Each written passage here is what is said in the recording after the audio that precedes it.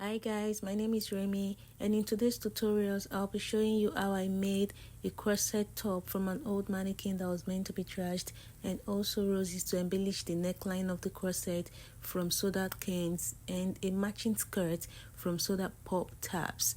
So come along with me as I walk you through the process. So after I'd removed the thin foam and also the fabric that the body of the mannequin was covered with, I then proceeded in marking out the neckline and also the design I wanted my corset, to be. I wanted for my corset. So I continued marking and making sure that everything was accurate, because note, this is a plastic, it is not a fabric. Fabric, you can make alterations whenever there is a mistake, but here we're working on a plastic, and whatever I mark out on the body of the mannequin is what I'm going to get at the end of the day, because once it is cut out, then that's the final design. So please, whenever you want to recreate this, ensure that you're very focused and and you're not in a rush, you understand, to make the markings. If you look at it, I went back to the neckline for more corrections, because looking at what I have sketched in my sketchbook, the neckline wasn't really giving exactly what it should give. So I continued, making corrections and corrections. Then also I need to let you know that you'll be working with all kinds of ruler. Like what I have right now is my trouser ruler. Any ruler that has curves. I worked with my neckline ruler. I worked with my trouser ruler. I work with my armhole ruler. I also work with this particular ruler that I have on the screen right now. I don't know what it is called, but I know that ruler is so flexible. It can be bent to in any direction, in any sort of curves that you want.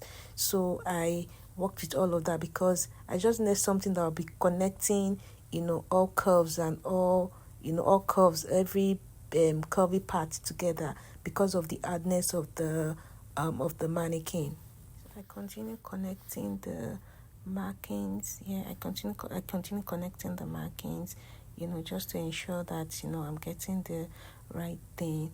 Then also I went back to the neckline again for more corrections, because of the kind of neckline I chose for my corset. That part really gave me a bit of tough time, but then I didn't mind, because it was a fashion show and I really wanted my design to come out really different. I wanted to stand out.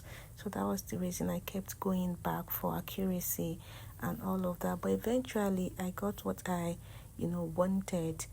Just look at the paintings, look at the old corrections, look at that.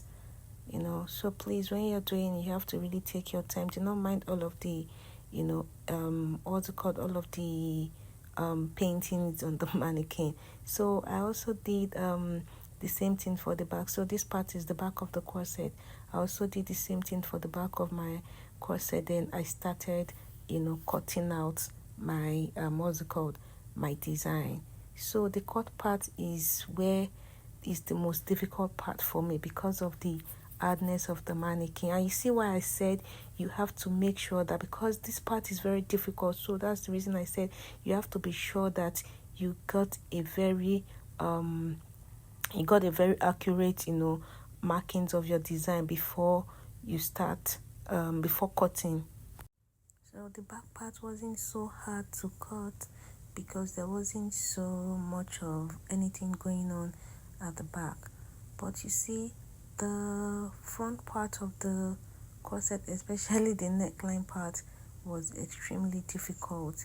In fact, I think I used like about five or five or 6 thereabouts of the teeth of the handsaw, which I got at Home Depot. Yeah, because as I was working, especially this part, it broke a lot of the teeth. Like, I think for the front part alone, I think I changed the teeth of the handsaw like about 4 times. Yeah, I think I changed for like about 4 times. Then in total, the numbers of the teeth that I used for the handsaw, because it kept breaking, was like I think I used like about 6. I can't really remember, because I made this in March. You see, at some point I had to get my sister, to help me hold the mannequin, to be able to cut the neckline part. That was extremely difficult.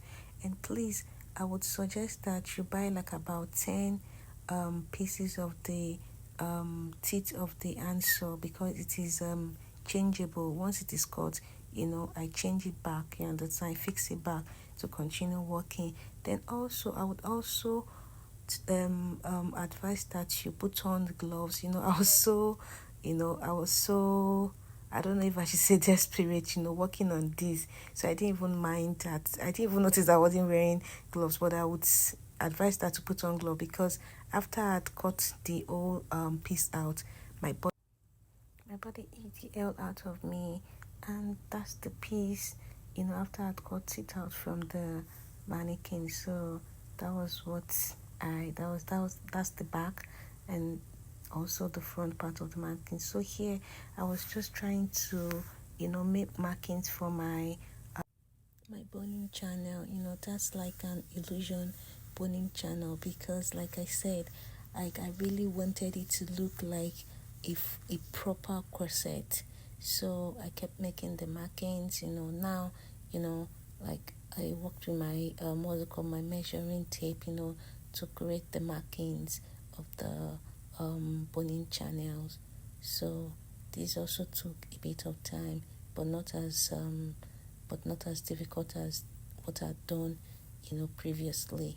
So here I just kept making markings and markings and markings and markings, and I did the same thing also for the back part of the corset here as well. After I'd finished making the marking, so this was what it looked like. You know, that was the front piece of the mannequin, the front part of the corset now, and also the back part of the corset with the markings on it. Yeah.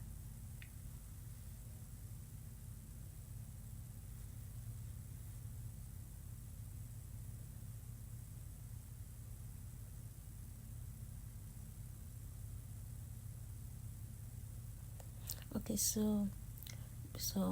because it's a fashion show, and we had an instruction that says 80% of whatever materials we'll be working with has to be it has to be trash, plastic, something that can be recycled, and all of that. So if you're going to be using garment, it has to be an old garment that you want to upcycle into another thing. So for my boning channel, I decided to use a plastic body shipping plastic bag from FedEx. So I cut it into strips, of about 1.5 inches, and I folded it, and I sew it on the machine, to about half inch, to get to make it look like a proper boning channel for my bonings. So that was it.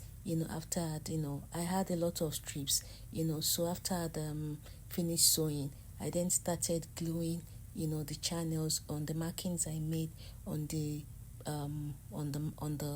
corset with my 6000 glue. I made all of the I glued all of the strips on the body of the corset. You can see the process. I repeated the same process for the other side of the front part, and also the back part of the corset as well, and make sure that you're using a proper glue. It necessarily doesn't have to be a 6000 glue, but if you have any glue that you trust so much, that you've been working with for a while, you understand that that it's going to hold up really well, you can also try that as well. But make sure that after gluing, you go back to it to make sure that it sticks properly. You understand, it sticks well. And for me, a 6000 glue worked perfectly well, because this is August, yeah, and I made this corset in March, and it's still, the strips, is still glued perfectly, on the corset. Then also, that's what you have is I created a pattern, for the lining of the corset from shipping bags. You can see the pattern has been sewn together. That's the lining for the back of the corset. Then that's the back part of the corset as well. So and that's the lining beside it. And I laid the line, that's the inner part. I laid the lining on it and I glued it together. And that's also the front part of it. I'd already sewn the patterns together, and I'd lined it. If you look at this part, you can see that it is lined already. And that was my model having a first fitting. But I'm sorry, I lost some clip of the parts where I was finishing the edge of the neckline of the corset, the side, and also the waist part. That is the V side of the corset, And also I repeated the same thing for the back part as well. And that's it. So I'm sure you'll be wondering what the onion sack is for. So I used the onion sack to make gloves. I don't have the clips of where I was making the gloves, for the model. But here is the process of the skirt. I work with soda pop tabs, but I'll be leaving in this description the all materials and the number of soda tabs I used in making the garment. And this is the back side part of the skirt. I drafted my pattern first. Then after I drafted my pattern first, then I started matting the soda tabs together. So after matting it, I placed it on it just to make sure that I'm getting the accurate thing, on the of the measurement I was working with. So this is the front part of it, of the skirt. But here I wasn't done already. I wasn't done. I was still working. I was still matting together. That's also just a better view of the front part. And also the lining of the skirt. The lining of the skirt is actually a fabric that was that I upcycled. A lining that wasn't, a fabric that I wasn't using again, so that was supposed to be trash. So I brought out the lining and I used it in making the lining of the particular skirt, because the whole idea of the fashion show is to upcycle, and use upcycle and recycled materials to create something new and all that. So that was my model. When we went for our presentation, that's what the whole thing looks like. I'm sorry, I really didn't. I lost the video of the roses, but I made the roses from soda cans, but I can also take time to make a video of it just to let you know what the process is like. And that was me and my model on the day of the event. And that was just us practicing. And you can see the other contestants in the background. They were also preparing for the runway. And that was my model walking the runway. So please, it's my first YouTube video. Please like, comment, and share, and also please subscribe to encourage me to do more. Thank you so much for watching, and I hope you learned something from this. Thank you, and have a good one.